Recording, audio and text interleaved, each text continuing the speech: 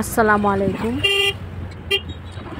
কেমন আছেন সবাই? আশা করছি যে যেখানে বসে আজকে আমার ভিডিওটা দেখছেন সবাই অনেক বেশি ভালো আছে।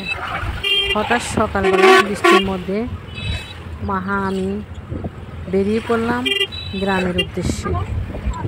গ্রামের শহর ছেড়ে যখনই গ্রামের পথে যাচ্ছি খুবই ভালো লেগেছে। যাই হোক, চলে আসলাম গ্রামে।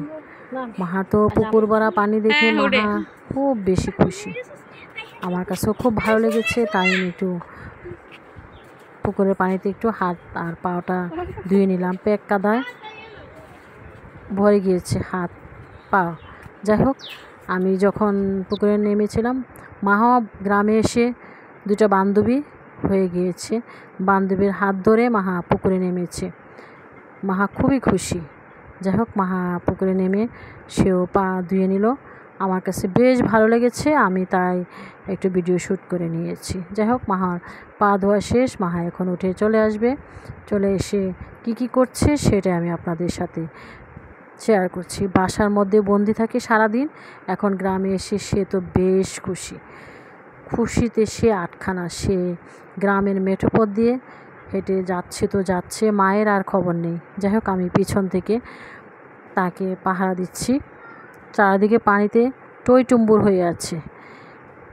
একে তো বর্ষা, তারপরে বৃষ্টি। যাই হোক, মাহা হেঁটে চলেছে, আমিও তার সাথে সাথে যাচ্ছি।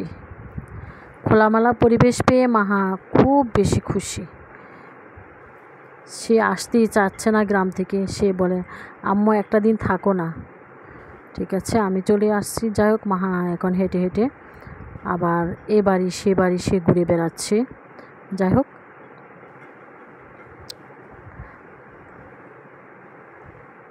খুব সুন্দর সবুজে সমারোহ গ্রামের পরিবেশটা।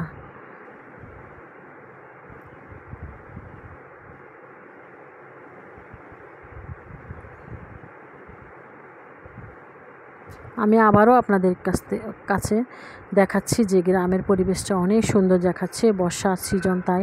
যাই হোক, মাহা আবার আরেক বাড়িতে ঢুকে পড়লো, আমিও সাথে সাথে ঢুকলাম। এখানে এসে দেখি যে গ্রামে যে হাঁস মুরগিগুলো পালন হচ্ছে, খুব বেশি ভালো লেগেছে। দেখি এখানে কিছু মুরগির বাচ্চা মুরগি নিয়ে হাঁটাহাঁটি করছে। যাই হোক, সবাই ভালো থাকুন, সুস্থ থাকুন। আল্লাহ হাফেজ, আসসালামু আলাইকুম।